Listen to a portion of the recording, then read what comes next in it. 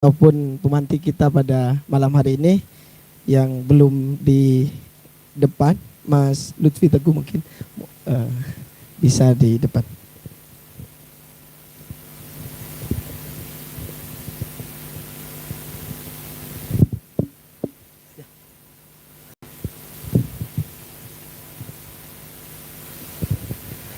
Baik, bismillah.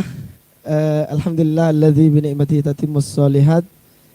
Asyhadu an la ilaha illallah wa asyhadu anna Muhammadan abduhu wa rasuluhu la nabiyya wa la rasula ba'dah. Amma ba'du. Alhamdulillah, puji syukur pada kesempatan malam hari ini kita masih bisa berkumpul. Agenda kita malam hari ini ya ngopi santai, cangkruan membahas terkait dengan moderasi beragama. Bersama narasumber kita ada Pak Yazid dan Mas Lutfi Teguh.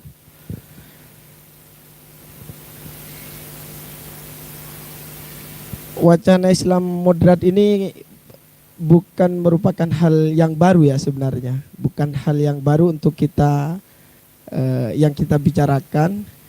Tapi ini merupakan hal yang sangat fundamental dan sangat penting untuk kita selalu gaungkan dalam kegiatan-kegiatan karena melihat pada kondisi di mana cara kita berislam yang sebenarnya. Dihadapkan pada kondisi itu yang kemudian gerakan moderasi beragama ini kita terus gaungkan. Kalau sedikit berbicara teoritis mungkin ya, bahwa gerakan moderasi beragama ini secara terminologi itu kan merujuk pada perspektif Barat yang menolak gerakan-gerakan kekerasan cara beragama ataupun berdakwah seperti itu, menolak kekerasan-kekerasan itu, sehingga seringkali memang gerakan moderasi beragama ini dihadapkan dengan gerakan ekstremisme, radikalisme dan lain sebagainya. Nah, malam hari ini bagaimana sih kita membedah seluk-beluk terkait dengan teori ataupun gagasan yang kita bawa moderasi beragama itu yang sebenarnya, dengan ditemani pemateri-pemateri kita. Ada Pak Yazid. Pak Yazid ini merupakan Ketua Majelis Pendidikan Kader Muhammadiyah Bojonegoro. Mungkin saya pertama langsung ke Pak Yazid ya. Pak Yazid, bagaimana sih sebenarnya gerakan ini kemudian harus senantiasa dibawa dan digaungkan dalam kondisi-kondisi beragama hari ini seperti itu. Mungkin langsung saja kepada Pak Yazid, saya persilakan. Baik, terima kasih. Assalamualaikum warahmatullahi wabarakatuh. Alhamdulillahirabbil alamin, wassalatu wassalamu ala nabiyyina Muhammadin wa ala alihi wa ashabihi ajmain. Qala Allah Ta'ala fi kitabil karim, a'udzu billahi minasyaitonir rajim. Wa ma arsalnaka illa rahmatan lil alamin. Wa qala aidan ud'u ila sabili rabbika bil hikmah wal mau'izatil hasanah wajadilhum billati hiya ahsan. Shadaqallahul azim. Ya, saya hormati, saya nyebutnya adik aja ya, adik-adik dari DPD IMM Jawa Timur, atau barangkali terutama Mas Lutfi Teguh Oktavian, pengurus rumah moderasi Mojokerto, adik-adik dari IMM Bojonegoro yang sangat saya cintai. Alhamdulillah malam hari ini kita bisa bertemu, bersilaturahim, cangkruan. Tentu ketika kita bicara cangkruan dalam perspektif akademisi, tidak seperti cangkruan yang biasa kita lakukan, bicara tentang moderasi beragama. Jadi kalau kita bicara moderasi itu sesungguhnya akar katanya dari modern. Modern itu satu bentuk pemikiran yang terbuka, sehingga kalau bicara moderasi beragama itu berarti cara beragama yang terbuka. Artinya agama itu sebagaimana yang dinyatakan di dalam surat Al-Anbiya, wa ma arsalnaka illa rahmatan lil alamin. Dan tidaklah aku mengutus engkau Muhammad kecuali untuk memberi rahmat bagi seluruh alam. Jadi datangnya agama terutama Islam itu adalah memberikan rahmat. Tidak hanya pada umat Islam. Dalam tanda petik, tidak hanya pada umat Islam, tetapi adalah rahmatan lil alamin, di rahmat bagi seluruh alam. Maka kalau bicara bagaimana kemudian Muhammadiyah menyikapi moderasi, saya pikir kalau bicara Muhammadiyah sudah tidak asing, karena Muhammadiyah itu adalah gerakan tajdid. Tajdid itu pembaharu. Pembaharu itu adalah mereka yang memiliki pikiran terbuka untuk menerima hal-hal yang baru, dan kemudian hal-hal baru itu untuk inherent disesuaikan dengan kondisi perkembangan zaman. Perlu menjadi catatan tebal bahwa moderasi beragama bukan berarti menyatakan bahwa setiap agama itu sama. Karena adik-adik kalau kita bicara agama itu ada wilayah yang namanya wilayah profan, ada yang wilayah sakral gitu loh. Jadi kalau wilayah sakral, bicara tauhid, bicara ibadah mahdhah, itu adalah sesuatu yang sudah ada aturan yang baku. Kalau toh kemudian harus ada perkembangan mengikuti perkembangan zaman, tentu tidak boleh lepas dari aturan-aturan yang baku itu. Maka dalam kaidah ibadah itu, al-aslu fil ibadah itu haramun. Jadi asalnya ibadah itu haram. Apabila tidak ada aturan yang jelas, ada aturan dari Rasulullah Muhammad SAW, ini bicara tauhid, bicara ibadah mahdhah. Tetapi ada pula yang namanya wilayah profan.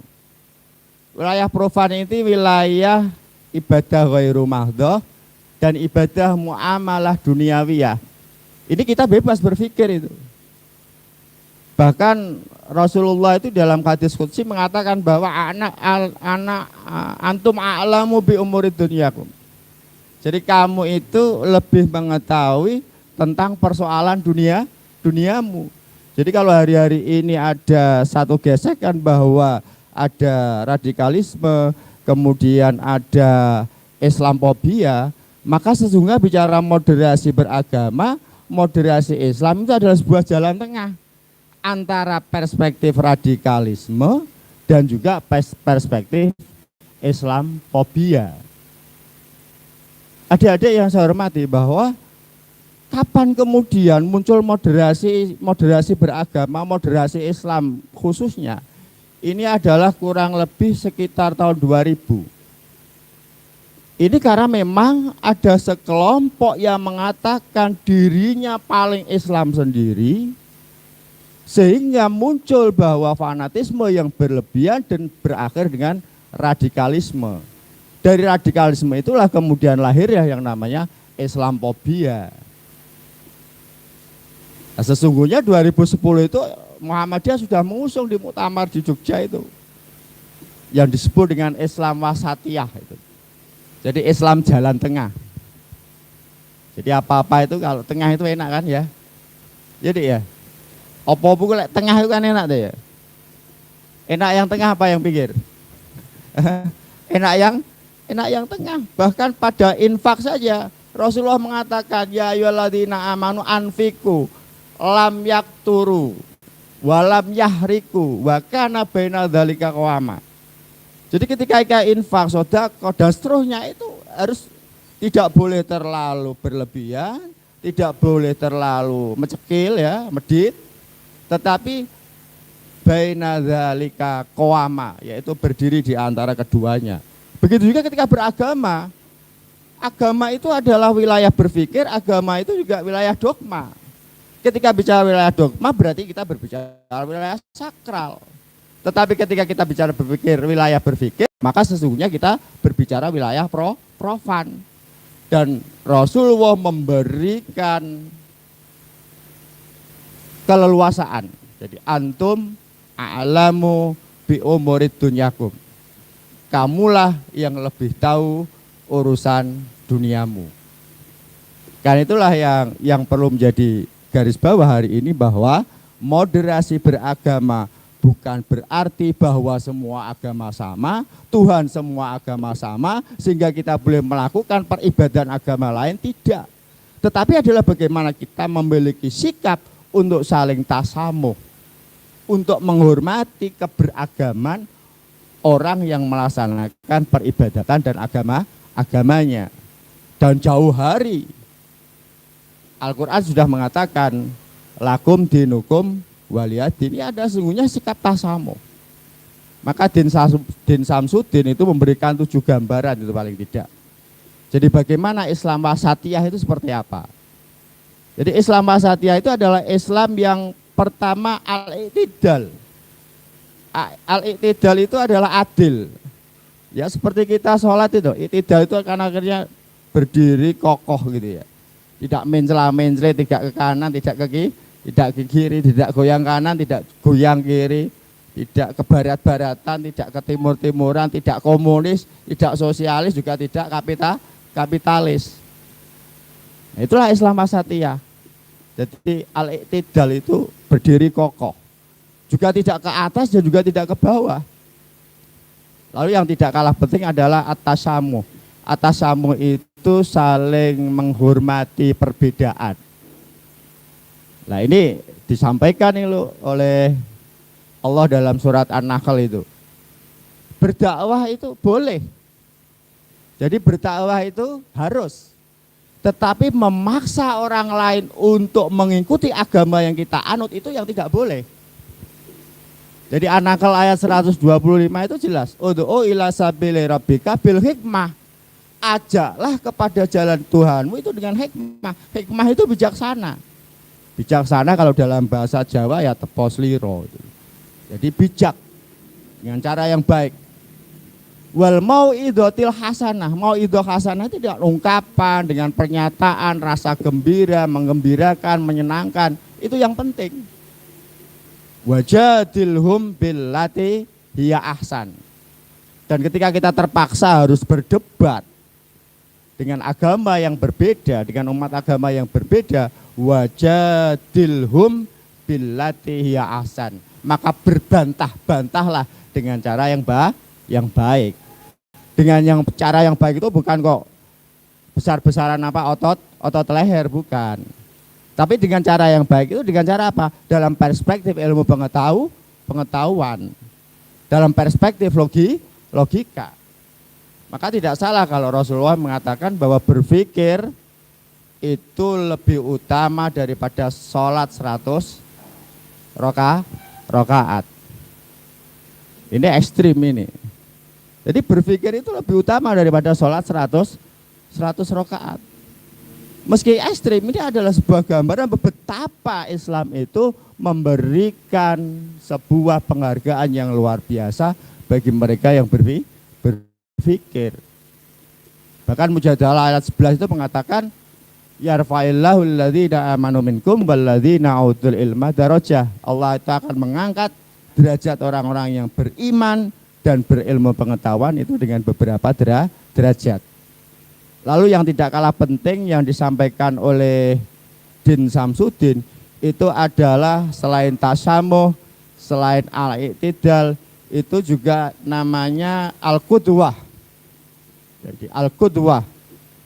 Lalu ada lagi namanya al-muwatonah. Al-muwatonah itu berkewarganegaraan. Dan juga yang tidak kalah penting ada atazaum. Apa namanya itu? Seimbang. Seimbang itu artinya tidak berat sebelah. Konsep-konsep inilah kemudian dipertegas di Makassar, di Muktamar Makassar, yang kemudian dikenal dengan sebutan apa? Islam berkemajuan. Islam berkemajuan itu adalah Islam yang memberikan ruang kebebasan umatnya untuk berpikir, memberikan kebebasan umatnya untuk menggunakan akal pikiran dalam memahami Islam. Karena apa? Jadi orang melakukan sesuatu itu berawal dari konsep berpikir. Ketika kita berpikir salah, maka apa yang kita lakukan itu salah. Maka tauhid, mentauhidkan Tuhan, mensatukan Tuhan, mengesahkan Tuhan, itu tidak hanya di wilayah dogma, tetapi mengesahkan Tuhan itu juga ada wilayah dogma, juga ada wilayah untuk berpikir. Disitulah maka kalau boleh saya katakan agama yang paling realistis itu adalah Islam. Lalu pertanyaannya kemudian mengapa kita harus berislam? Jadi mengapa kita harus berislam? Surat Ali Imran ya ranek sing rene para ya. Apa? Epase ya. Surat Ali Imran ayat 9 itu mengatakan, Inadina indallahil Islam, sesungguhnya agama yang diridhoi. Yang diridhoi itu artinya diterima, disahkan, itu adalah Islam. Bahkan dipertegas di Al-Maidah ayat 3 itu ya. Al-yauma akmaltu lakum dinakum wa atmamtu alaikum nikmati wa raditu lakumul Islam madina. Pada hari ini telah aku sempurnakan bagimu agamamu dan telah aku cukupkan nikmatmu atas kamu dan aku nyatakan Islam sebagai agamamu. Artinya apa? Bahwa Islam itu adalah agama penyempurna dari agama-agama sebelumnya. Baik itu agama yang dibawa oleh Ibrahim, agama yang dibawa oleh Nabi Musa, maupun agama yang dibawa oleh Isa. Bahkan dipertegas lagi di dalam surat Ali Imran 18 itu. Wa may yabtaghi ghairal islami dina fala yuqbala minhu fahuwa fil akhirati minal khasirin. Jadi barang siapa yang mengambil agama selain Islam, maka apa yang dilakukan adalah sia-sia dan di akhirat nanti termasuk orang-orang yang khasirin. Khasirin itu adalah orang yang rugi. Maka Haidar Nasir itu dalam pidatonya waktu disertasi doktornya bahwa jalan yang paling baik untuk Indonesia itu yang moderasi. Dan negara kita agak berbeda. Awalnya negara kita itu untuk menangkal radikalisme itu bukan dengan moderasi, tetapi dengan deradikalis. Jadi melawan radikalisme dengan radikal. Jadi kalau kemudian melawan radikalisme dengan radikal, maka radikalisme tidak akan pernah selesai di bumi kita Indonesia. Itulah maka kemudian ada konsep gagasan yang kemudian dikenal dengan moderasi beragama. Artinya bagaimana agama itu menjadi wilayah yang terbuka untuk umatnya untuk berpikir dan melaksanakan agamanya secara nyaman. Maka konsep ketuhanan itulah yang saya pikir hari ini perlu kita jadi rekonstruksi konsep ketuhanan kita. Karena apa? Karena dari awal rekonstruksi ketuhanan itu akan melahirkan satu konsep ibadah yang benar. Dan konsep ibadah yang benar itu adalah konsep ibadah yang bukan membelenggu, tetapi konsep ibadah yang menggembirakan. Maka di buku saya yang terakhir itu, di buku yang keberapa, 15 itu, Merdeka, Bertuhan, Berbangsa, dan Bernegara, itu salah satu poinnya adalah berbicara bagaimana kita itu berpikir terbuka dalam beragama. Sehingga ketika kita beragama itu tidak merasa terbelenggu, tetapi kita beragama itu lebih nyaman, menyenangkan, bahagia. Maka ketika kita beribadah, bukan ibadah itu bagian dari belenggu yang kemudian menjadikan kita menjadi sesuatu yang tidak bisa bergerak sama sekali. Bahkan kemudian kalau itu terus menerus, ketika kita ibadah itu dalam perspektif terbelenggu, maka yang terjadi adalah akan menjadikan persoalan-persoalan termasuk di dalam kesehatan tubuh kita, bahkan kepada kesehatan jiwa kita. Makanya kemerdekaan beribadah, kemerdekaan bertuhan itu adalah bagian yang saya pikir menjadi pembicaraan kita malam hari ini terkait bagaimana moderasi beragama, bagaimana dengan moderasi Islam, bagaimana dengan Islam wasatiyah, dan bagaimana dengan Islam berkemajuan yang digagas saat muktamar di Makassar. Saya pikir itu sementara, nanti kita bisa sambung dialog. Nanti akan dilengkapi Mas Lutfi Teguh. Saya pikir ini pengurus rumah moderasi Mojokerto. Ini bidangnya itu. Jadi bidangnya saya hanya memantik saja, nanti Mas Teguh yang akan memberikan panjang lebar persoalan moderasi beragama atau moderasi Islam, apa tadi ya, jalan tengah yang dirindukan. Saya pikir itu sementara. Assalamualaikum.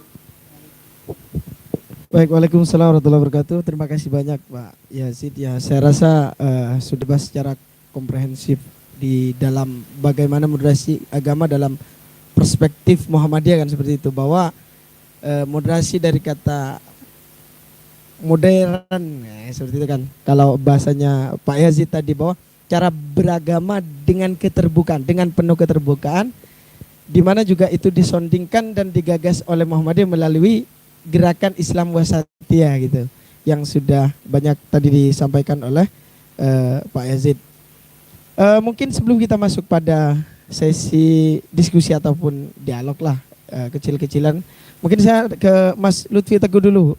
Beliau ini merupakan pengurus rumah moderasi Mojokerto. Saya rasa ini juga akan menjadi perbincangan yang sangat hangat terkait dengan Islam moderat ataupun jalan tengah ya, jalan tengah yang dirindukan setelah kita mendengarkan ulasan materi yang akan disampaikan oleh Mas Lutfi. Mungkin saya sampaikan ke waktu dan tempat, saya berikan kepada Mas Lutfi.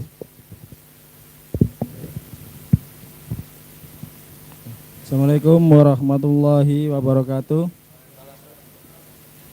Terima kasih atas waktu yang diberikan kepada saya. Saya ucapkan terima kasih. Hari ini saya bisa berkumpul, bercengkrama di suasana yang berbeda. Biasanya suasana-suasana yang mungkin agak-agak tegang, tapi ini santai ya, dialog. Saya perkenalkan dulu, saya datang tadi tidak sendiri, berserta termasuk pengurus yayasan. Di sebelah sana yang pakai kopiah hitam itu bapak saya, yang insya Allah besok mengisi di Stikes Muhammadiyah Bojonegoro. Sebelahnya ini ketua yayasannya, Ustadz Ali Imron. Ya, yang saya hormati Pak Yazid sebagai pemateri dan teman-teman sekalian dari IMM Muhammadiyah Bojonegoro ya. Jadi bisa dilihat di slide, saya nggak kelihatan saya. Langsung aja itu mutu daripada rumah moderasi. Mungkin saya di sini ini, kalau Pak Yazidnya banyak tentang dalil-dalil yang diucapkan, hujah-hujah yang disampaikan, mungkin saya sedikit bercerita di sini. Pengalaman tentang bagaimana saya dulu awal daripada terpapar paham radikal sampai akhirnya pada titik balik saya bisa kembali kepada pangkuan Ibu Pertiwi. Jadi di slide selanjutnya itu saya beri judul bagaimana gerakan radikalisme bisa berkembang di Indonesia. Di slide selanjutnya itu biodata saya. Nama itu Lutfi Teguh Oktavianto. Kenapa saya kasih alias? Karena sudah identik. Dulunya itu seorang yang masuk di dalam jaringan teroris itu pasti di setiap tempat di mana dia itu berada pasti ada nama-nama baru, nama alias, biar nggak dikenal. Nah, itu. Tanggal lahir saya di Mojokerto 22 Oktober 91. Itu alamat, termasuk di situ alamat Yayasan Rumah Moderasi Mojokerto. Langsung saja, karena mungkin nanti kita lebih fokus ke dialog, sharing. Di slide selanjutnya itu saya kasih judul Hijrah dari Ekstremis ke Jalan Damai. Karena dulu apa yang saya kenal itu di dalam jaringan itu tidak ada lain kecuali perang. Pemberontakan, perang, permusuhan itu yang saya kenal. Hitam, putih, tidak ada yang lain. Kalau enggak kafir, Islam, gitu aja. Jadi orang-orangnya pasti fundamental, orang-orangnya tercetak sebagai orang-orang yang keras. Itu dulu. Jadi di situ sedikit saya bercerita tentang masuknya saya ke dalam jaringan yang bisa dinamakan radikalisme. Di tahun 2007 itu saya waktu itu masih kelas 1 SMA. Kelas 1 SMA di sekolahan SMA 1 Negeri Gedek Mojokerto. Mungkin ada yang tahu di wilayah Mojokerto. Saya dulunya di SMA 1 Negeri Gedek Mojokerto. Itu saya di kelas 1 itu sudah bergabung dengan MMI. Mungkin sudah ada yang tahu MMI, Majelis Mujahidin Indonesia. Itu dulu pusatnya di Jogja. Pimpinan waktu saya bergabung dulu itu Ustadz Abu Bakar Basir. Berjalannya waktu sampai tahun 2009 itu saya kelas 3 mau lulus SMA itu terjadi perpecahan di dalam organisasi MMI. Karena apa? Waktu itu yang saya ketahui secara singkat Ustadz Abu menginginkan bahwa Islam itu harus berjamaah. Ada imam yang harus ditaati, ada pemimpin yang harus ditaati. Karena MMI masih organisasi, maka Ustadz Abu menginginkan untuk membentuk JAT, Jamaah Ansarut Tauhid.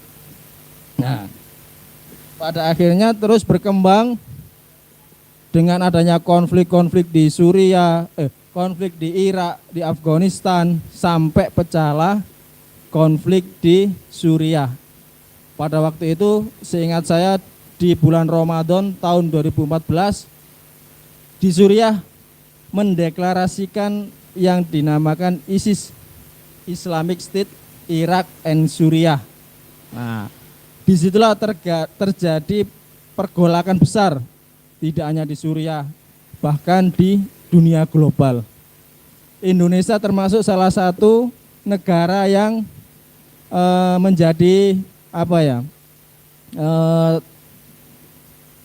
penyumbang orang-orang yang hijrah, ataupun banyak sekali juga jamaah-jamaah yang berafiliasi kepada ISIS.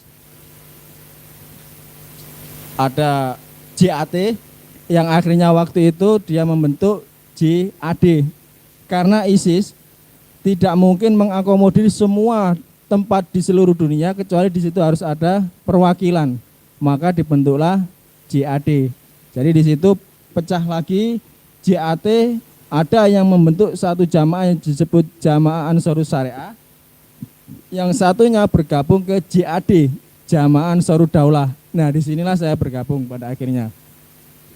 Kemudian di tahun 2018 di situ mulai mungkin kalau orang-orang ditangkap itu takut atau nggak siap, tapi pada awalnya memang saya persiapkan. Di dalam perjalanan saya untuk mengikuti jamaah ini, bahkan menjadi salah satu yang saya siapkan itu adalah menjadi seorang pengantin. Apa itu pengantin? Bukan saya untuk menikah 1, 2, atau 3, 4, enggak. Saya sudah mempersiapkan diri untuk menjadi pelaku bom bunuh diri. Jadi jangan adik-adik anggap bahwa itu enggak. Di tempat di jaringan kita, orang-orang yang mendaftar ini banyak sekali. Gitu loh. Tapi ya alhamdulillah mungkin ini salah satu daripada Allah menyayangi saya, sehingga di tahun 2018 saya ditangkap dengan kasus bom Surabaya. Ada rentetan tentang kasus Makobrimob di tanggal 8 Mei seingat saya itu.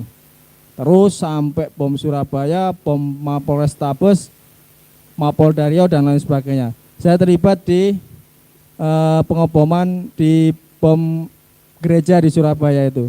Sehingga saya ditangkap tanggal 17 Mei, kemudian saya dibawa ke Polda sampai akhirnya saya divonis di Jakarta 4 tahun. Nah, 4 tahun itu saya dibawa ke Cipinang untuk disidang.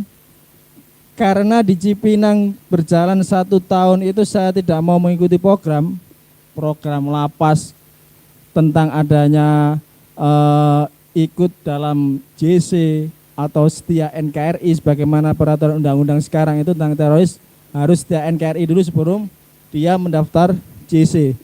Karena saya menganggap bahwa waktu itu ini merupakan suatu hal yang sudah masuk di dalam kekafiran. Karena sudah setia kepada NKRI dulu waktu saya sebelum menemukan jalan yang insya Allah saya anggap hari ini adalah jalan yang benar. Sampai pada akhirnya saya dibawa ke Nusa Kambangan. Nah, karena saya ndablek, nggak mau ikut program, sehingga saya dibawa ke Nusa Kambangan, ditaruh di tempat high risk, di lapas Batu itu. Di pertengahan perjalanan itu sama, saya sama bapak saya itu ditangkap di hari yang sama, tapi di tempat yang berbeda. Vonis sama, pulangnya sama. Bapak saya dulu yang ikut tanda tangan setia NKRI, pada akhirnya bapak menemui saya untuk mengajak. Ini nanti ada peran serta di situ, ada rekrutmen itu, ada peran serta dari keluarga, kerabat, pertemanan itu di situ nanti pola-pola untuk rekrutmen orang-orang di dalam jaringan teroris ini. Bapak saya datang untuk mengajak saya pada tanda tangan setia NKRI. Waktu itu saya masih menolak di Nusa Kambangan itu karena pada awalnya sih waktu itu dalam obrolan itu saya menolak karena saya menganggap bahwa masih NKRI dalam benak saya, aturan dan lain sebagainya itu aturan-aturan kafir yang tidak bersumber dari syariat Islam.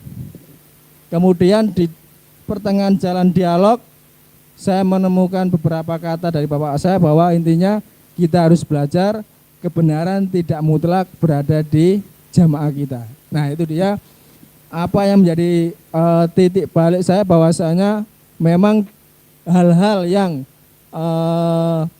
menghinggapi di diri saya dan mungkin dari kebanyakan teman-teman itu ketika pemahaman ini sudah dibawa itu adanya ta'assub bahwa selain dari jamaah saya adalah salah. Itu yang saya alami dulu sehingga saya berubah, saya banyak belajar, disitulah banyak terjadi pergolakan yang dulunya itu saya memahami bahwa negeri-negeri kafir, bahwa selain daripada jamaah saya adalah salah dan sebagainya, di situ saya banyak berubah pada akhirnya seperti itu. Kemudian lanjut, saya bebas di bulan Agustus tahun 2021. Jadi masih baru mungkin, baru 5 bulan 6 bulan lah ini. Kemudian di slide selanjutnya di situ saya sebutkan ciri-ciri daripada radikalisme, termasuk fanatik terhadap pendapatnya, sebagaimana saya sebutkan tadi, menutup diri, keyakinan yang sangat kuat terhadap program yang dijalankan. Bentuk-bentuk daripada radikalisme, intimidasi, adalah sikap menakut-nakuti orang lain khususnya terhadap pemeluk agama yang berbeda. Ini awalnya, tapi pada akhirnya nanti tidak hanya kepada orang-orang yang berbeda keyakinan. Yang saya rasakan dulu, pemahaman ini akhirnya mengarah kepada orang-orang yang sama Islam. Disinilah bahayanya paham takfiri. Orang sudah melihat orang ini ada pembatal daripada keislaman, sudah dikafirkan. Akhirnya di situ terjadi penghalalan darah, harta, makanya terjadi banyak teman-teman yang merampok. Tidak hanya pada orang-orang yang notabene non muslim, tapi pada orang Islam sendiri sudah dirampok, sudah dibunuh. Nah, itu karena dia sudah menganggap bahwa orang ini sudah jatuh kepada kekafiran seperti itu. Kemudian labelisasi musyrik, kafir, sesat, itu pasti di situ. terjadinya paham-paham radikal daripada bentuk-bentuknya itu masuknya di situ. Pasti mereka menganggap di luar daripada jamaahnya itu masuk dalam kategori kafir ataupun musyrik. Di slide selanjutnya mungkin saya persingkat saja, ketahanan dalam menangkal virus radikalisme dan terorisme. Kalau hari ini kita dikasih Allah ujian dengan virus yang disebut virus COVID, corona itu mungkin virus radikal, virus yang dinamakan intoleran ini sangat berbahaya juga menurut saya. Karena apa yang saya alami sejak di bangku kelas 1 itu tidak hanya menyasar kepada orang-orang yang mungkin di atas umur-umur 30 atau 40, enggak. Apalagi hari ini media sosial yang anak-anak umur-umur SMA sampai ke atas itu kesehariannya sudah di depan gadget, di depan HP. Itu sangat mudah sekali. Apalagi slide yang selanjutnya itu saya beri judul jihad media sama dengan jihad fardu ain. Nah, pola-pola mereka ini akan terus berubah melihat kondisi. Jadi dulu kalau kita melihat arah-arah teror itu pasti menyasarnya kepada kedubes ataupun instansi-instansi yang menjadi tempat-tempat orang-orang non-muslim, katakanlah seperti itu. Tapi sekarang enggak. Dari pola dan juga pelaku, terakhir kita bisa melihat dari bom Surabaya tidak hanya laki-laki, tapi membawa seluruh keluarga. Anak, istri dibawa. Bahkan anak yang masih umur belasan tahun, 9 tahun, 12 tahun, 16 tahun sudah diberi bom untuk menjadi mortir. Saat saya masih di dalam terdengar kabar di penyerangan di Mabes Polri ya, seorang wanita. Nah, jadi di situ sudah tidak ada lagi bercadar yang mohon maaf tanda kutip mungkin orang-orang melihat teroris itu bercadar, berjenggot, enggak.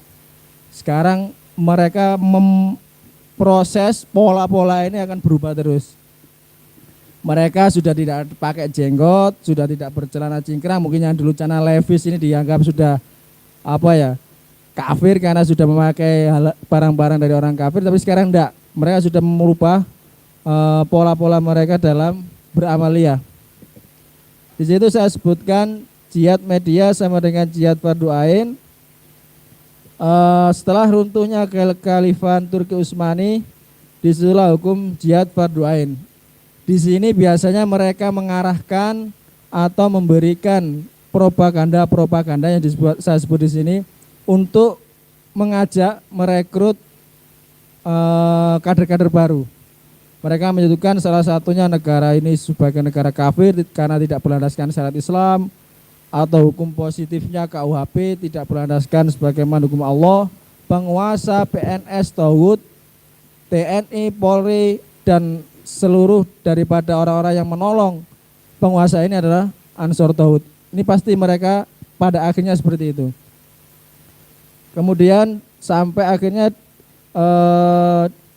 saya sebutkan di slide ini di tahun 2000 sampai 2014 ini trennya untuk jihad di medan perang. Tapi ketika 2014 ke atas mereka sudah menganggap jihad itu bisa lewat ini.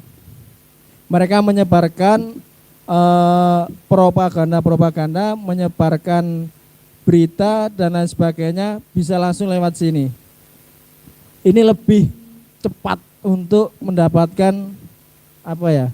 rekrutmen untuk mendapatkan orang. Karena lebih mudah. Dulu mungkin di zamannya saya dulu harus datang ke majelis ini, datang ke kajian ini. Sekarang enggak. Bahkan di Cipinang teman-teman saya dulu hampir 50% itu anak-anak muda yang semuanya bergabung lewat media. Berbaiat lewat media, di situ nanti rekrutmen lewat media, Makanya bahayanya media hari ini seperti itu. Insya Allah nanti dan sudah saya lakukan di Rumah Moderasi Mojokerto ini, saya membuat konten-konten tentang kontra radikalisme dan deradikalisasi. Benar apa yang dikatakan Pak Yazid tadi, tidak bisa kurang lah katakanlah radikal ini untuk deradikalisasi. Mungkin untuk moderasi mungkin ya. Pendekatan secara individu, pendekatan secara lunak itu yang paling pas. Kalau seorang radikal, seorang teroris ini didekati dengan cara yang keras, itu yang saya terjadi di Cipinang. Ikhwan-ikhwan saudara-saudara di Cipinang itu cara pendekatan sipir itu dengan cara pendekatan yang frontal. Orang teroris itu tidak takut sama sekali, nyawanya saja diberikan. Kalau mereka didekati secara frontal, maka semakin keras. Semakin keras. Saya dibawa dari Cipinang dibawa ke Nusa Kambangan itu tidak semakin lemah. Wah, Nusa Kambangan di tengah pulau dan sebagainya. Enggak. Teroris maka semakin kuat dia. Bahwa inilah tempat yang terbaik. Emang langkah yang saya kasih ini benar, yang saya jalani. Tapi ketika di Nusa Kambangan ada pola-pola dari Densus 88 dan juga BNPT untuk membuat pola baru untuk pendekatan secara personal. Tukar pendapat, berdiskusi bareng. Dari situ banyak sekali teman-teman yang berubah. Dari paham-paham yang dulunya bisa merembet, kalau bahasa sekarang itu sudah merembet ke paham khawarij yang terlalu berlebih-lebihan. Seperti itu. Di slide selanjutnya, media sosial menjadi alat propaganda paling efektif menurut saya seperti itu. Jadi tadi saya ngobrol-ngobrol dengan bapak-bapak dari Polres Bojonegoro dan teman-teman, ada tren tentang baiat online. Menurut saya itu tren dari sebelum saya ditangkap seperti itu. Jadi tidak dulu saya datang di suatu kajian untuk berbaiat enggak. Tapi sekarang sudah mulai lewat media sosial. Kemudian itu di slide selanjutnya termasuk acara saya giat di Rumah Moderasi, saya membangun sinergitas baik di wilayah Mojokerto dan di wilayah lain untuk menjaga secara dini jangan sampai kita termasuki paham radikalisme. Kemudian acara giat bakti sosial yang saya arahkan di situ baik ke orang yang luar daripada jaringan dan juga orang-orang yang sudah terpapar. Kita rangkul, kita ajak untuk kembali bahwasanya apa-apa yang saya pahami dulu itu adalah sesuatu hal yang terlalu hulu, terlalu berlebih-lebihan. Jadi kita ajak untuk kembali kepada pemahaman yang benar, pemahaman yang pertengahan, bahwasanya kita harus membuka diri, bahwasanya kita harus belajar. Memang saya ingat di dalam besi waktu di lapas besi saya membaca dari ucapan Imam Syafi'i bahwasanya apa yang kita dapatkan itu memang benar, tapi mungkin di luar apa yang kita dapatkan benar tapi ada kemungkinan salah. Orang lain salah tapi ada kemungkinan untuk benar. Jadi apa yang saya dapatkan dulu itu mungkin sudah menjadi sesuatu hal yang saya pegang dan mudah menjadi kebenaran menurut kelompok saya.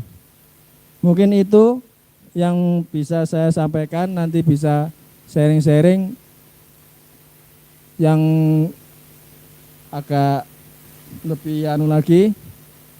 Mungkin itu yang bisa saya sampaikan. Saya kembalikan kepada moderator. Assalamualaikum warahmatullahi wabarakatuh. Waalaikumsalam warahmatullahi wabarakatuh.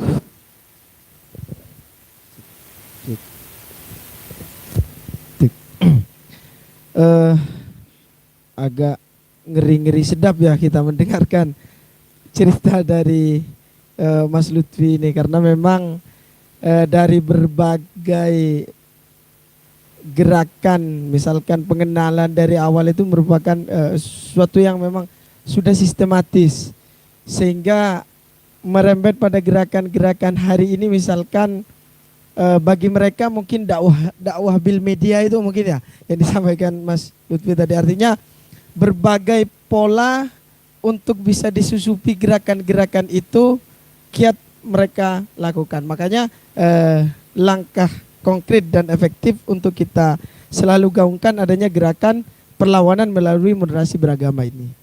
Oke, baik. Sebelum saya masuk ke dialog ataupun pertanyaan, saya ingin mengajak kawan-kawan yang hadir pada malam hari ini kita sedikit agar lebih tahu info dari teman-teman Cangkir Opini, bisa follow IG dari Cangkir Opini dan juga bisa subscribe YouTube dari Cangkir Opini. Di situ banyak sekali konten-konten yang membahas terkait dengan gerakan-gerakan moderasi beragama dan lain sebagainya. Oke, selanjutnya sambil buka HP mungkin saya langsung buka sesi tanya jawab. Saya buka di sesi pertama, yaitu 3 penanya. Mungkin sementara, nanti kalau misalkan masih ada waktu kita buka lagi. Oke, silakan kepada teman-teman yang ingin bertanya langsung terkait dengan apa sih moderasi beragama yang sebenarnya dan gerakan-gerakan yang harus kita bangun dalam kondisi seperti sekarang ini. Oke, saya silakan kepada teman-teman, mungkin bisa ngacung tangan.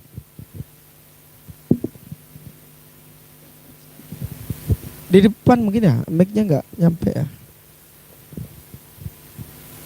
Di depannya.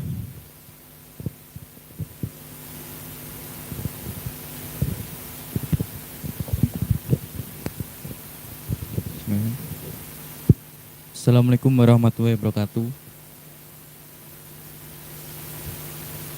Pak, saya mau bertanya, bagaimana moderasi beragama dalam konteks peradaban kemanusiaan global? Seringkali terjadi seseorang manusia itu dibenci karena faktor etnis, agama, gender, dan lain-lain. Terima kasih.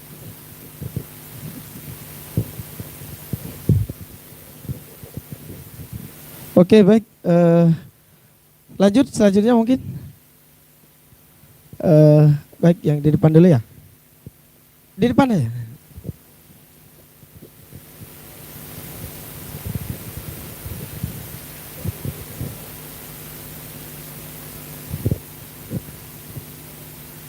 Assalamualaikum warahmatullahi wabarakatuh. Mungkin dari penjelasan Mas Teguh yang dari jamaah-jamaah yang sudah dipaparkan tadi, dan dari yang disampaikan oleh Bapak Yazid tentang Inna dina indallahil Islam, bahwa agama yang besar yang benar adalah Islam. Dan kemudian tadi juga ada Islam itu rahmatan lil alamin, rahmat bagi seluruh alam. Nah, jadi bagaimana pendapat dari pemateri tentang sistem Islam itu sendiri yang bisa disebut dengan khilafah Islamiyah itu sendiri, Pak? Kemudian kan banyak yang mengarah ke khilafah Islamiyah. Ada yang lewat khalakoh dan ada yang pembubaran diskotik maupun yang lainnya. Mungkin itu dari saya, terima kasih.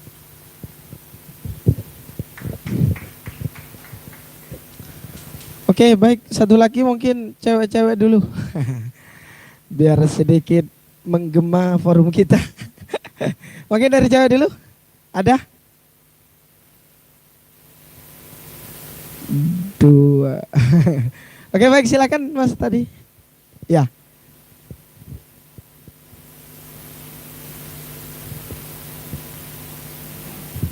Oke, terima kasih atas waktunya. Assalamualaikum warahmatullahi wabarakatuh. Ketika berbicara tentang gerakan moderasi beragama, nah, kita pastinya telah melihat tentang isu-isu radikalisme. Nah, kenapa gerakan radikal yang ada di Indonesia ini masih tetap ada walaupun sudah dibubarkan? Nah, apa dari pemerintah sendiri tidak langsung membekukan dari pentolannya sendiri? Nah, seperti itu. Dan selanjutnya, apakah benar dalam bersikap moderasi beragama itu seolah-olah seperti menggadaikan keyakinan kita demi untuk keyakinan dari agama lain. Nah, itu pertanyaan dari saya. Terima kasih.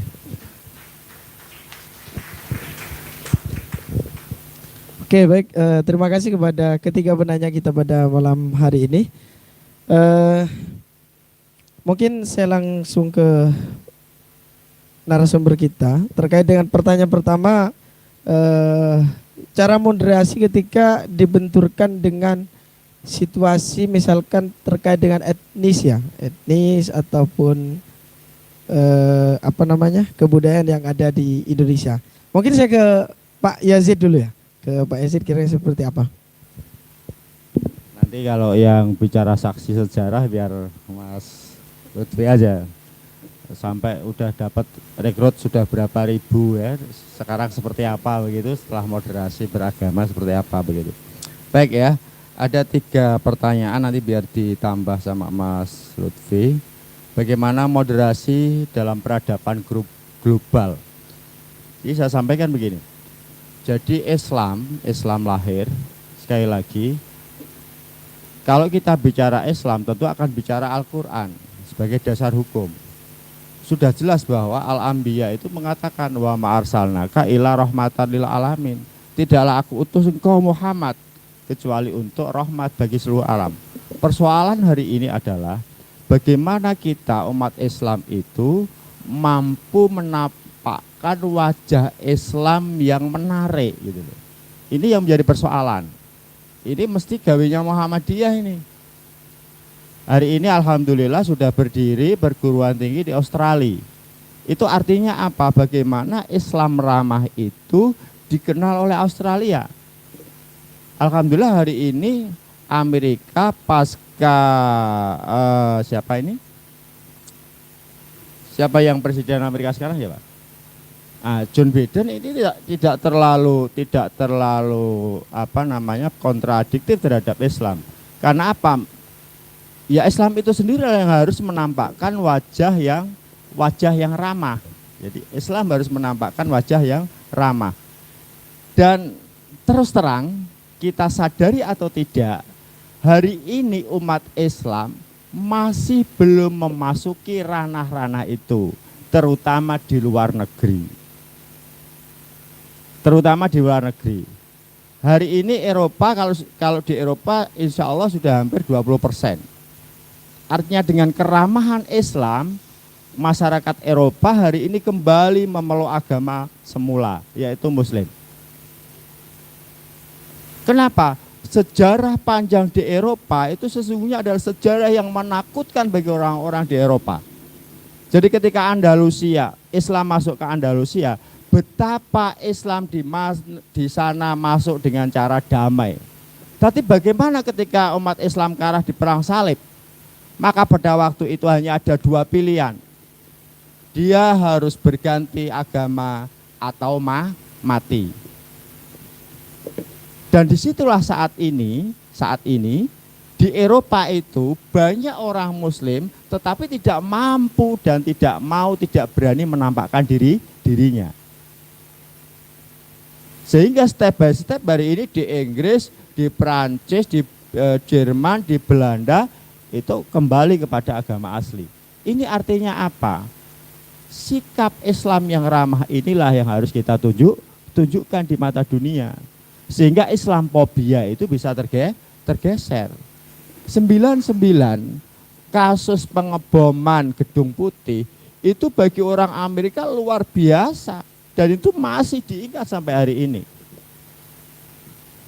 Itu ada salah satu yang dilakukan oleh temannya Mas Lutfi. Ini artinya apa? Dia mengatakan bahwa dengan seperti itu, bahwa itu adalah bagian daripada jihad. Maka adik-adik perlu bahwa ketika kita membaca dasar Al-Quran, itu harus disandingkan dengan dasar-dasar Al-Quran yang lain.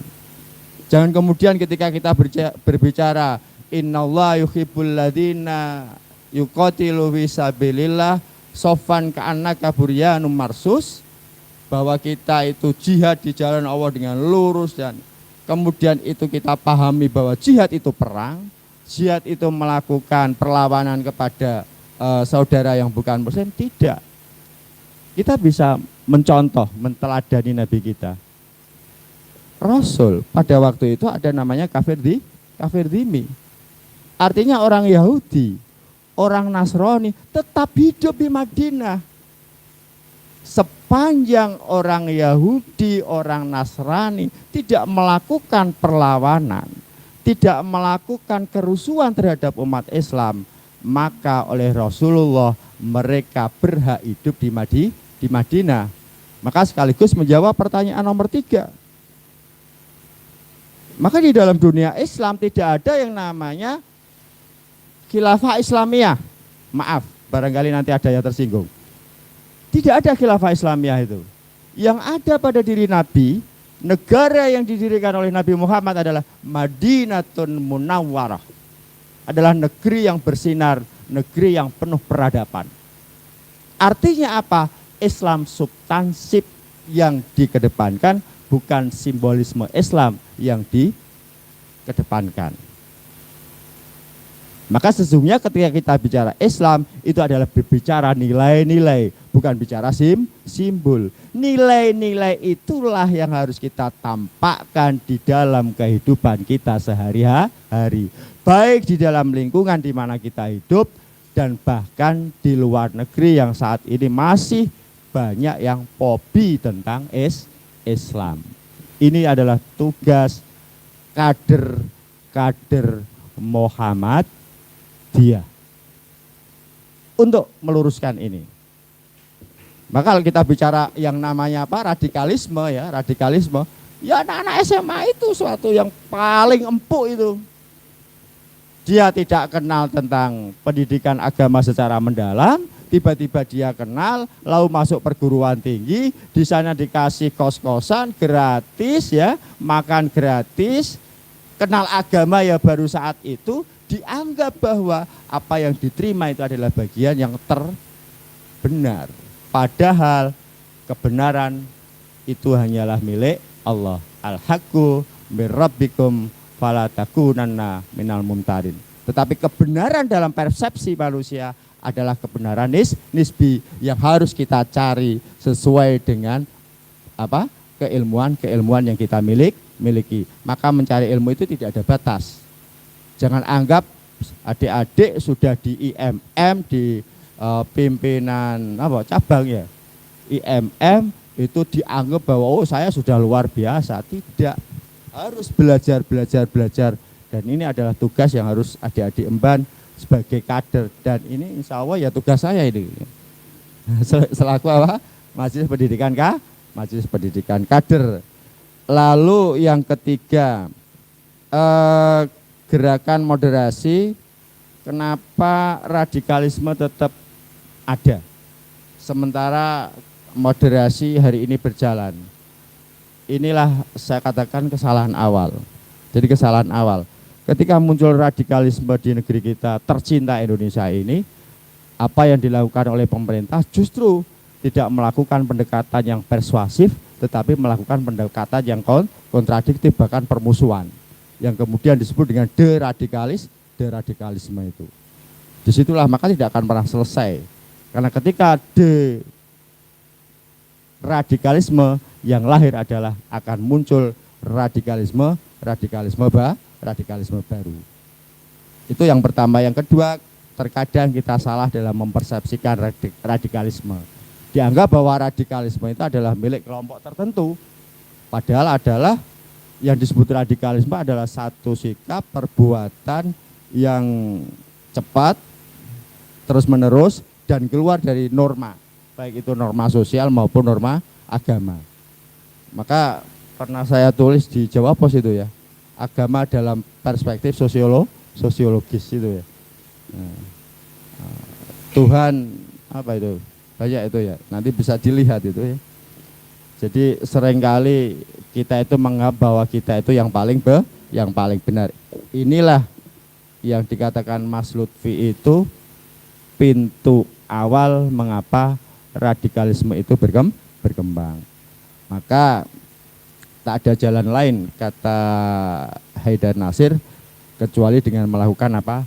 Moderasi beragama. Artinya berpikir terbuka dalam hal memahami agama apapun, tidak hanya Islam. Ada 3 hal yang mungkin saya catat di sini tentang apa yang disampaikan oleh Profesor Haidar Nasir. Ada tawaran dari Pak Haidar Nasir, 3 tawaran untuk menangkal radikalisme. Yang pertama, tindakan radikal terhadap radikalisme dalam jangka panjang akan melahirkan radikalisme baru. Dalam konteks ini Haidar menawarkan moderasi sebagai jalan yang punya kekuatan untuk melawan segala bentuk radikalisme dan ekstremisme. Dan yang kedua, moderasi di Indonesia sesungguhnya merupakan kelanjutan dari sikap penduduknya yang memang berwatak moderat. Jadi bangsa kita ini kan bersuku-suku bangsa, berbeda adat istiadat, berbeda kepercayaan, berbeda agama, yang dari dulu nilai-nilai itu sudah mendalam di warga negara Indonesia. Maka ketika terjadi perbedaan suku, agama, ras dan seterusnya, itu sesungguhnya adalah satu hal yang biasa di warga negara Indonesia, dan itu memang watak untuk menghargai yang namanya perbedaan. Makanya perbedaan beragama itu muaranya, kata Haidar, adalah ya Pancasila itulah adalah jalan tengah. Jadi Pancasila itu jalan tengah. Karena negara kita bukan negara agama, tetapi juga ingat bahwa negara kita juga bukan negara sekuler. Karena bukan negara agama dan negara sekuler, maka Pancasila itulah salah satu jalan tengah bagaimana untuk menyatukan bangsa kita yang berbeda, suku bangsa, adat istiadat dan agama. Maka saya katakan dan pernah saya tulis itu, bahwa Pancasila itu adalah Madinah Charter atau piagam Madinah Indonesia. Jadi saya katakan itu, Pancasila adalah piagam Madinahnya Indonesia.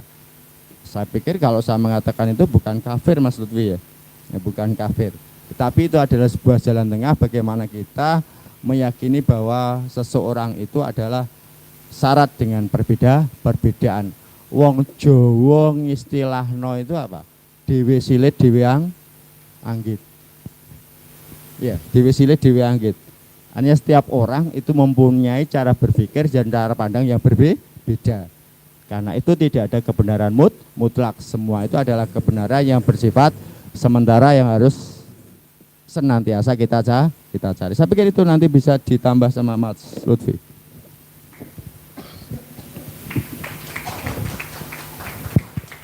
Oke, baik, terima kasih banyak kepada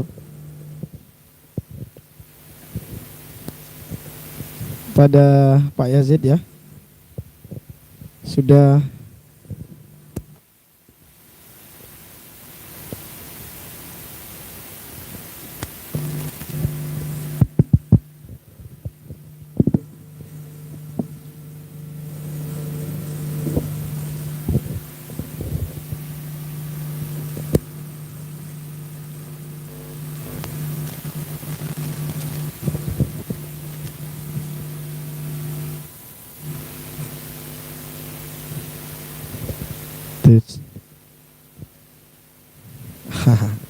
baik, sponsor sedikit, ya. Oke, baik, terima kasih banyak kepada Pak Yazid. Saya rasa sudah menjawab semua ketiga pertanyaan. Mungkin ada tambahan dari Mas Lutfi sendiri menanggapi dari tiga penanya kita, karena memang tadi langsung dijawab semua oleh Pak Yazid. Baik, silakan kepada Mas Lutfi Teguh. Mungkin bukan menambah, ya. Karena saya juga di sini masih belajar. Pada intinya tadi pertanyaan mengapa moderasi beragama di dalam konteks harus bermoderasi beragama dalam konteks global. Sebagaimana disebutkan mungkin tadi sudah panjang kali lebar. Saya hanya menambahkan sedikit bahwa memang kita harus mampu menunjukkan bahwa Islam yang kita bawa ini adalah Islam yang rahmatan lil alamin. Karena apa? Ini menjadi salah satu apa yang saya merupakan kesalahan dalam keyakinan saya jalani dulu. Apa yang disebutkan Pak Yazid dulu tadi bahwasanya konteks perang itu adalah jihad adalah perang itu aja. Tapi ketika kita melihat di dalam surat-surat yang lain bahwasanya jihad itu bisa termasuk kesungguh-sungguhan. Bagaimana surat Alladzina jahadu fina la yahdinahum subulana, bahwasanya jihad di situ adalah untuk sungguh-sungguh dalam mencari ilmu dan lain sebagainya. Jadi kita tampakkan bahwasanya Islam yang kita bawa ini adalah Islam yang damai, Islam yang moderat, tidak menyimpang kepada paham Khawarij yang terlalu berlebihan dan tidak ke paham-paham yang murji'ah yang terlalu meremehkan sesuatu hal yang dosa. Di situ kemudian bahwasanya pertanyaan tadi mungkin cukup menarik tentang adanya kekhilafan. Karena mungkin kata-kata ini cukup familiar di telinga kita bahwasanya mungkin apa-apa yang menjadi salah satu doktrin yang mereka berikan kepada saya termasuk dulu itu adalah pada akhirnya nanti bahwasanya kekhilafan di dunia ini akan dipimpin oleh Islam. Di dalam hadis riwayat Muslim disebutkan bahwasanya kekhilafan dulu pertama adalah khilafah ala minhaji nubuwah. Kemudian berganti kepada mulkan Adon, mulkan Jabarian, dan pada akhirnya nanti kembali kepada khilafah ala minhaji nubuwah. Mungkin nanti merembet kepada munculnya Imam Mahdi dan lain sebagainya.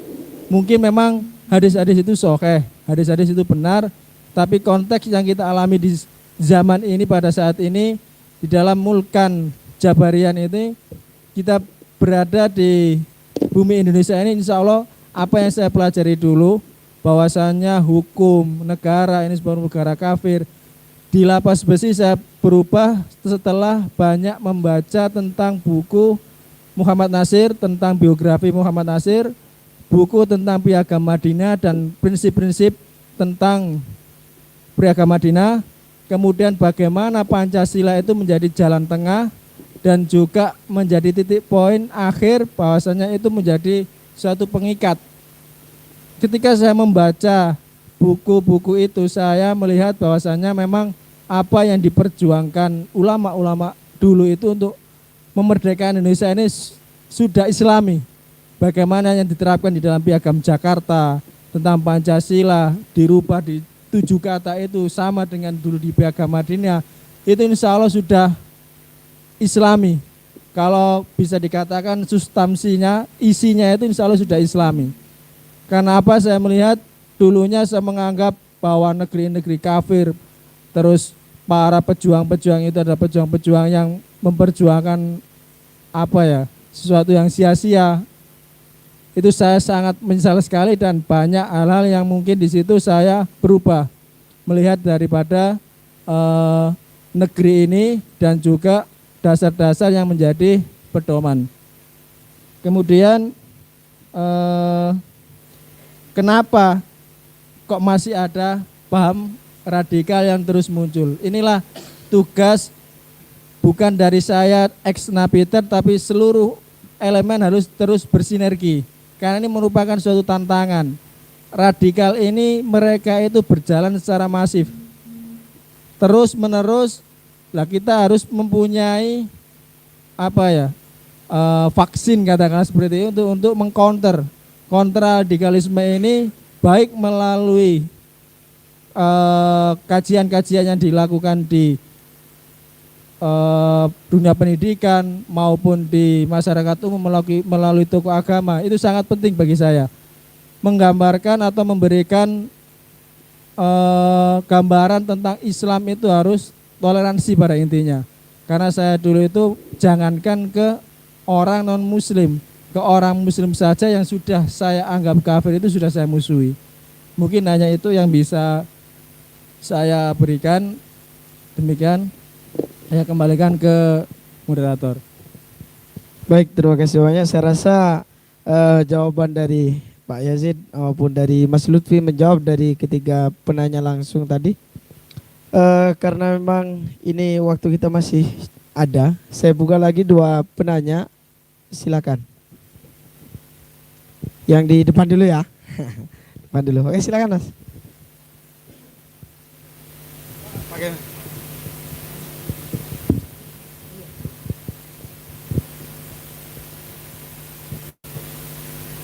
Assalamualaikum warahmatullahi wabarakatuh.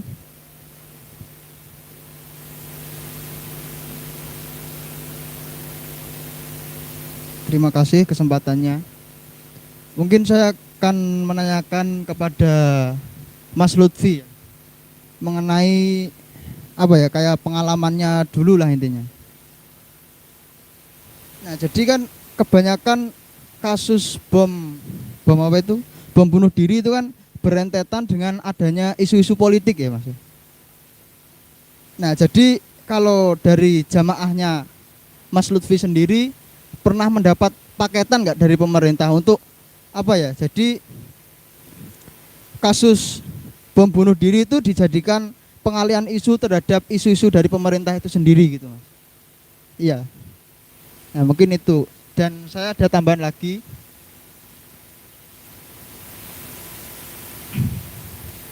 Saya mau tanya tentang kenapa sih kok yang jadi anggota radikalisme itu kebanyakan orang Islam? Apakah sebegitu polosnya orang Islam gitu, Mas? Kayak gitu mungkin. Mungkin itu sih. Terima kasih. Wassalamualaikum warahmatullahi wabarakatuh. Assalamualaikum warahmatullahi wabarakatuh. Baik, selanjutnya penanya kedua. Ya, silakan.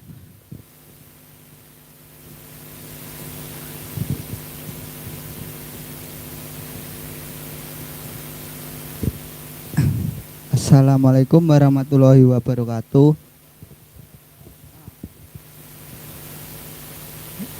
Saya mohon bertanya kepada Bapak materi, sebenarnya apa faktor utama seseorang menjadi terorisme sehingga radikalisme dan berani mempertaruhkan nyawanya?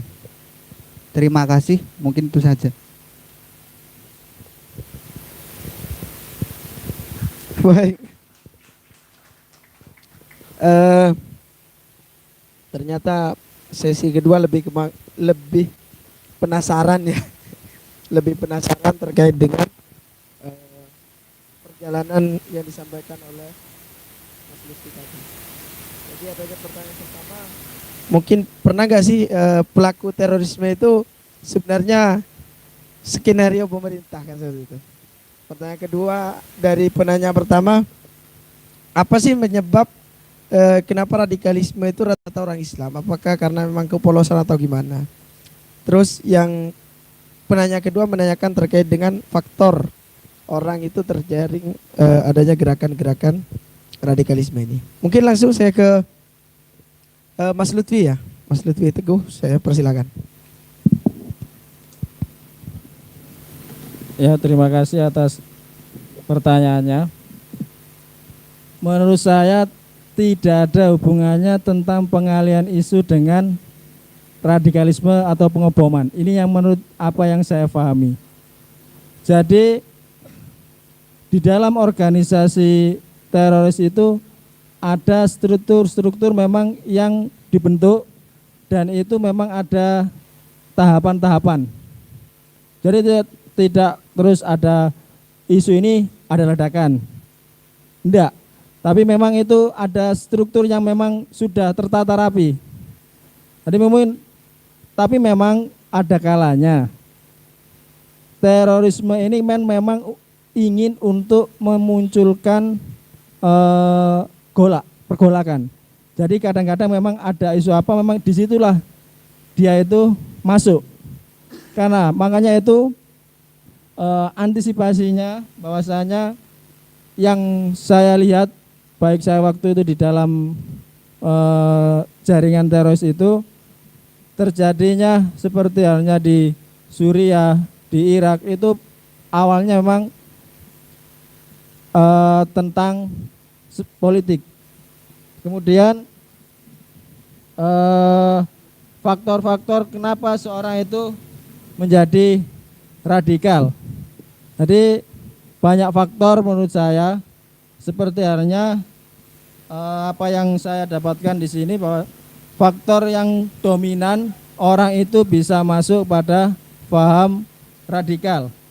Yang pertama tentang pemahaman keagamaan. Jadi orang itu haus atau ingin mencari pemahaman keagamaan yang menurut dia benar, maka disitulah bisa muncul daripada bibit-bibit radikal yang apabila tidak mengarah kepada Islam secara benar. Kemudian reaksi terhadap penindasan. Biasanya doktrin-doktrin yang diberikan itu adalah sesungguhnya umat Islam satu dengan yang lainnya itu adalah saudara. Maka ada kewajiban apabila ada saudara-saudara kita yang di bumi belahan lain atau di Indonesia sendiri ditindas, maka ada kewajiban kita untuk menolong. Di situ juga ada pengaruh terorisme global.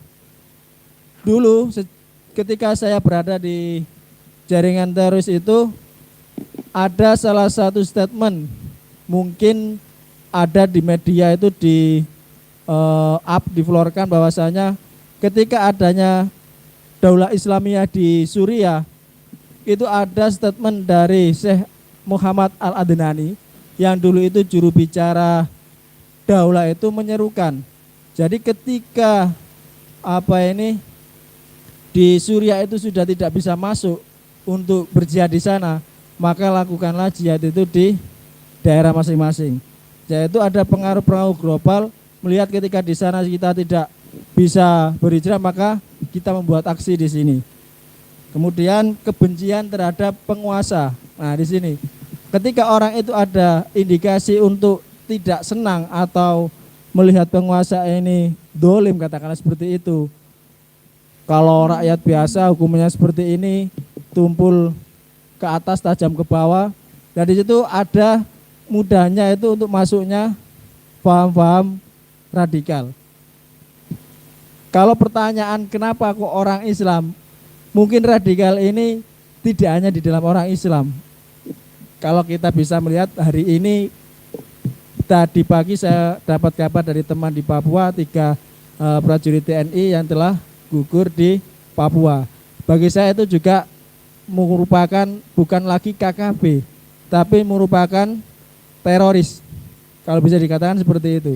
Jadi tidak hanya identik, mungkin karena apa yang menjadi pemahaman teman-teman dan saya dulu itu yang melakukan peledakan, yang melakukan aksi-aksi dari orang Islam, maka sudut pandang itu mengarah kepada orang Islam.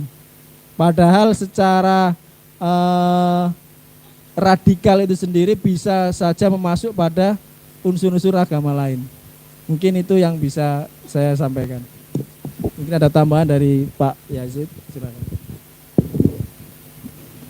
Saya sedikit menambah. Jadi begini, mengapa radikalisme itu semakin dimusuhi, dia semakin berkembang. Jadi 4 hal yang dominan tadi yang oleh Mas Lutfi menjadi mengapa radikalisme berkembang. Lalu mengapa kemudian umat Islam ya? Mengapa kemudian umat Islam? Jadi justifikasi terhadap Islam sebagai bagian dari radikalisme itu memang sebuah isu global. Jadi sebuah isu global. Jadi pasca Gedung Putih dihancurkan, itu sesungguhnya ada sebuah kerugian besar kita bagi umat Islam. Hanya gara-gara 1-2 orang yang salah dalam memahami Islam, 1-2 yang salah dalam memahami Islam, maka itu mencoreng muka kita sendiri. Maka pernah Nabi mengatakan bahwa hancurnya Islam itu bukan dari luar Islam, tetapi hancurnya Islam itu adalah dari Islam itu sendiri. Maka hari ini tugas kita mengembalikan kembali Islam itu di mata dunia adalah agama yang ramah. Bagaimana kita meyakinkan? Yaitu wa ma arsalnaka illa rahmatan lil alamin. Nabi itu diutus untuk apa? Memberi rahmat bagi seluruh alam. Jadi kehadiran Islam itu adalah untuk membahagiakan, menciptakan keadilan, mewujudkan kesejahteraan bagi siapa? Bagi seluruh dunia. Dan ini adalah bukan tugas umat lain, tetapi adalah tugas kita sebagai umat Islam untuk menampakkan kembali Islam yang ramah. Dan itu bukan berbicara dalam tanda petik Islam simbolis, tetapi yang terpenting adalah nilai-nilai Islam yang harus kita wujudkan dalam kehidupan kita sehari-hari. Yang tidak kalah penting adalah apa? Keilmuan agama kita harus senantiasa kita asah. Jangan anggap bahwa satu ayat, satu surat yang kita baca itu adalah sudah cukup untuk memahami sebuah hukum. Tetapi ada padanan surat dan ayat yang lain, ada hadis yang lain, dan dari perbedaan-perbedaan itulah kemudian kita analisis untuk mencari sebuah kebenaran yang sebenarnya sebagaimana kebenaran yang dikehendaki oleh Allah Subhanahu wa taala. Saya pikir itu sebagai tambahan, kok kolek dowo-dowo malah melenceng, Mas. Aku kolek pengen takok ya pas ngopi nyangkruan monggo. Wah aku ya bendino nang kene. Lah mek Mas Lutfi takok akeh gak apa-apa sesuk soalnya Mas Lutfi wis bali. Lah aku yo bendino petuk ya. Saya pikir itu sebagai tambahan.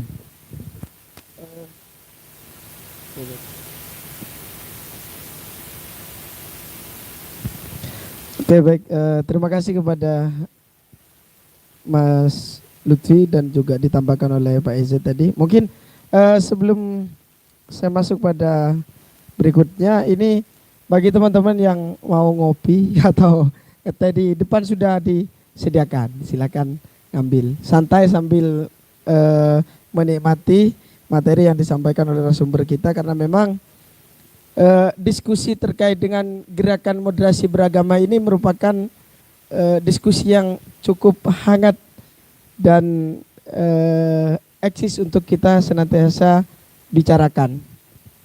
Oke, setelah ini merupakan permintaan dari Mas Lutfi Yazid kepada Ustadz Ali Imron sebagai ketua yayasan dari Rumah Moderasi Beragama untuk memberikan mungkin pengalaman ataupun gagasannya dalam hal terkait dengan gerakan moderasi beragama atau jalan tengah yang dirindukan. Mungkin saya persilakan kepada Ustadz Ali Imron.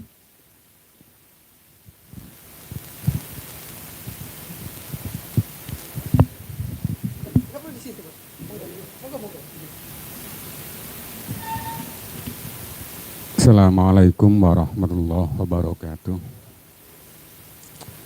Yang pertama-tama saya kepingin curhat kepada Pak Yazid, kepada adik-adik. Saya panggil adik-adik aja, saya biar nggak kelihatan terlalu tua. Ini kira-kira cangkruan atau seminar yang ketiga. Oke. Diundang atas nama Rumah Moderasi. Ketuanya nggak tahu oleh bagian. Makanya kemudian saya tadi minta gitu, mohon maaf, mudah-mudahan diberikan dengan ikhlas. Tapi saya sadar sih, memang kami bertiga ini yang ijazahnya paling tinggi ini berdua ini. Saya, bahkan Pak Yazid ijazahnya kalah. Mas Lutfi gelarnya LC, Pak Sutris gelarnya juga LC, artinya lulusan dari Cipinang. Kalau saya belum. Oke, yang saya sampaikan barangkali hanya 0, sekian persen dari upaya kita untuk moderasi beragama. Mohon maaf Pak Yazid, saya biasanya nggak pakai apal surat apa, ayat berapa, tapi kira-kira ayatnya nggak salah kira-kira. Yang pertama saya sampaikan tentang Islam. Allah menyatakan la ikraha fid din, qad tabayyana rusdu minal ghayy, faman yakfur bit-taghuti wa yu'min billah faqad istamsaka bil urwatil wisqa. Saya ambil yang depan saja, la ikraha fiddin. tidak ada paksaan di dalam beragama. Artinya Allah tidak memaksa siapapun. Jadilah kamu Islam, beriman kepada saya, begitu tidak ada. Allah memberikan kebebasan. Jadi hak asasi ini dijunjung tinggi oleh Allah Subhanahu wa ta'ala dan harus dijunjung tinggi oleh semua umat Islam. Hak asasi. Tidak ada paksaan dalam beragama. Ini ada lagi ayat yang lain. Saya juga ini bagian dari tadi. Ayat berapa, surat apa saya lupa. Tapi insya Allah ayatnya pas. A'udzubillahi minasyaitonirrajim. Bismillahirrahmanirrahim. Wa in kana kabura 'alaika i'raduhum fa in istata'ta an tabtaghiya nafaqan fil ardi aw sullaman fis sama fata'tiyahum bi ayah walau sya'allahu la jama'ahum 'alal huda fala takunanna minal jahilin. Wa in kana kabura 'alaika i'raduhum, sekiranya ini Muhammad ya, sekiranya Muhammad ini menyeru kepada Islam, kemudian orang itu tidak mau menerima, ini kok kemudian di dalam hatinya ini ada rasa emosi, dongkol dan lain sebagainya, mangkel itu, wong Islam itu bener kok gak gelem nrimo ini. Ini Allah malah nantang. Ya kalau kamu bisa memberikan hidayah silahkan berikan. Tetapi kan di dalam Al-Quran hidayah itu bukan milik siapa-siapa. Itu miliknya Allah Subhanahu wa ta'ala. Pak Yazid tadi dalam salah satu paparannya ada kalimat pemaksaan kepada Islam. Itu tidak ada di dalam Islam.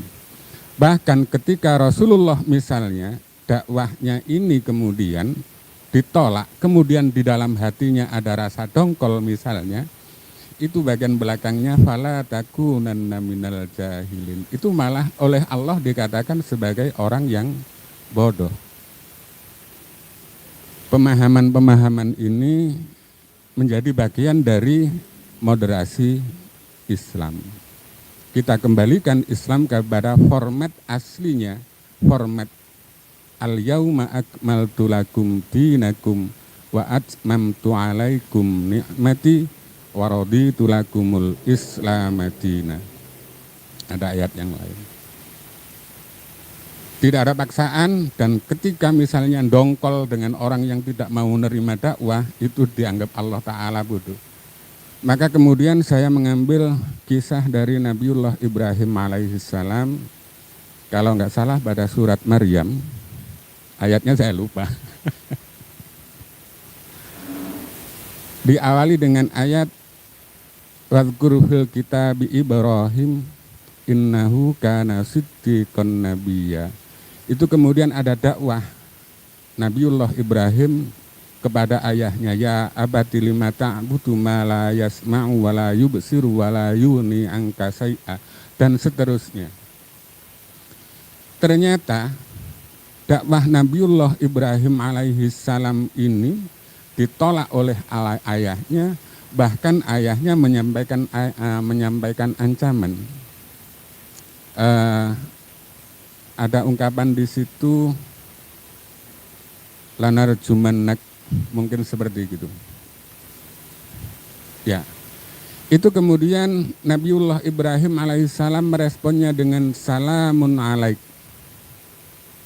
Artinya hak asasi dari ayahnya ini untuk menolak ini dihargai hak asasinya, bukan dihargai pilihannya menjadi kafir dan musyrik, bukan. Tapi kebebasan untuk memilihnya ini yang dihargai. Di situ kemudian Nabiullah Ibrahim alaihissalam melanjutkan Sa'astaghfiru laka rabbi innahu kana bi hafiya. Jadi orang yang tidak bisa menerima Islam tidak boleh kita dongkol. Apalagi kemudian kalau dulu Mas Lutfi, kafir kamu, begitu. Itu tidak boleh. Langkah yang dilaksanakan Nabiullah Ibrahim adalah mendoakan. Sa'astaghfirulaka rabbi ini mudah-mudahan difahami dengan celuntung. Ini bukan kesirikannya yang didoakan supaya diampuni oleh Allah, enggak. Tetapi Nabiullah Ibrahim alaihissalam tidak berputus asa memohonkan hidayah kepada ayahnya. Kalau sudah mendapatkan hidayah, insya Allah dosa-dosanya diampuni oleh Allah. Jadi bukan syiriknya itu yang diampuni. Saya ulangi, tidak ada paksaan dalam agama. Kalau seseorang kemudian menolak dakwah Islam kita, di dalam hati kita tidak boleh dongkol. Nah, kemudian kita jadi apa? Kita ini diperintah oleh Allah Ta'ala, Qul amantu billahi summastaqim. Yang paling pokok adalah katakan, saya beriman kepada Allah, kemudian teguhlah dengan keimanan ini. Itu.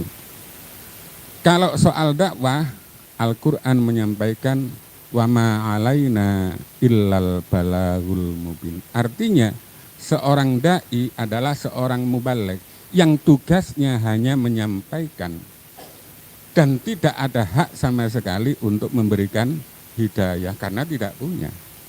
Yang punya Allah Subhanahu wa ta'ala. Kemudian keuntungan apa yang kita peroleh kalau kita berdakwah kemudian ditolak oleh orang lain? Keuntungan kita ya karena kita telah menyampaikan apa yang Allah perintahkan. Apa yang Allah perintahkan? Sampaikanlah Islam ini. Tapi bukan Islamkanlah orang-orang di sekitar kalian. Bukan seperti itu. Paling akhir ada ayat ku anfusakum wa ahlikum nar. Yang paling pertama adalah kita harus menjaga diri kita. Artinya kita harus menjaga keimanan kita dan menjaga keislaman kita. Dalam doktrin-doktrin takfiri, dalam kajian-kajian yang berisi propaganda, seseorang dididik untuk paksalah orang untuk menerima Islam. Disinilah mudah-mudahan apa yang saya sampaikan bisa memberikan sumbangan. Sekali lagi saya garis bawahi, apa yang saya sampaikan hanyalah 0, sekian persen dari pemahaman moderasi beragama yang saya yakin sumbernya adalah Al-Quran dan Al-Hadis. Semuanya insya Allah komitmen teguh kepada hadis Rasulullah Sallallahu Alaihi Wasallam. Taraktu fikum amroini lan tadillu ba'di ma intamassaktum bihima kitaballahi wa sunnata rasul. Mudah-mudahan bermanfaat. Mohon maaf saya harus meminta dan mudah-mudahan menjadi sumbangan dari Rumah Moderasi Mojokerto secara keseluruhan. Kurang lebihnya mohon maaf. Assalamualaikum warahmatullahi wabarakatuh.